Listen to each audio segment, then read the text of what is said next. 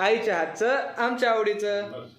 रामकृष्ण हरी माऊली. आपण 1 किलो लिंबाचं लोणचं बनवणार आहेत. तर हे लिंब मी मिठाच्या पाण्यात ठेवले 2 घंटे. आता स्वच्छ पुसून घ्यायचे आणि नंतर कापायचे. चला आता आपण हे लिंब कापून घेते आणि लिंबाच्या मी 8 पुडी घालणार आहे. तर आम्ही गावाकडं 10 किलो लिंबाचं लोणचं बनवत होतो. आज तर मी 1 किलो लिंबाचं लोणचं बनवते. आमच्या कुटुंबात 13-14 लोक होते. लोणच्यासाठी एवढं साहित्य लागणार आहे. मोहरीची डाळ, जिरे, लवंग, मिरे, बडीशोप, मेथी दाणे, काळं मीठ, हळद, मीठ. हे 4 वस्तू भाजून घेऊ.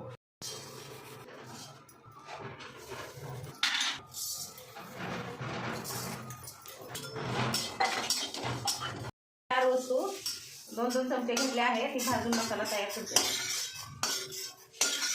मोहरीची डाळ 1 वाटी घेतली आहे. मोहरीची डाळ 1 वाटी घेतली आहे. चांगल्यापैकी भाजून घेतली.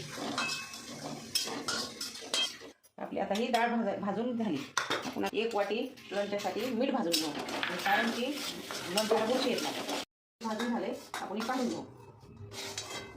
काळं मीठ आणि हळद सोडून हे सगळे वस्तू भाजून घेतल्या. सगळे मसाले भाजून घेतले. आता त्यात आपण मसाला तयार करून घेऊ. छानपैकी आपला मसाला तयार झालाय. मोठी अशी भरड तयार करून घेतली. मसाला तयार केला आहे. मोहरीची डाळ बारीक करून घेतली 2 चमचे. शेंगदाण्याचं तेल टाकून घेतले. मध्ये आता ही लाल तिखट घेतलंय. 2 चमचे तेल तिखट तेलामध्ये टाकायचं आहे ना. ही मसाला पण आपण 2 चमचे भाजून घेऊ. भरड भाजून घेऊ मसाले. हे लोणचं आपल्या 1 वर्षभर खराब होत नाही. आपण आता हे काळं मीठ अर्धा चमचा घालू आणि हळद अर्धा चमचा घालू, कारण अर्धा चमचा हळद लिंबाला लावलेली आहे. अर्धा चमचा हिंग घालते. आपण आता 2 चमचे मीठ घालणार आहे भाजलेले. आपण आता थंड झाले ते मसाला भाजलेला छानपैकी लोणचं ओतून घेऊ.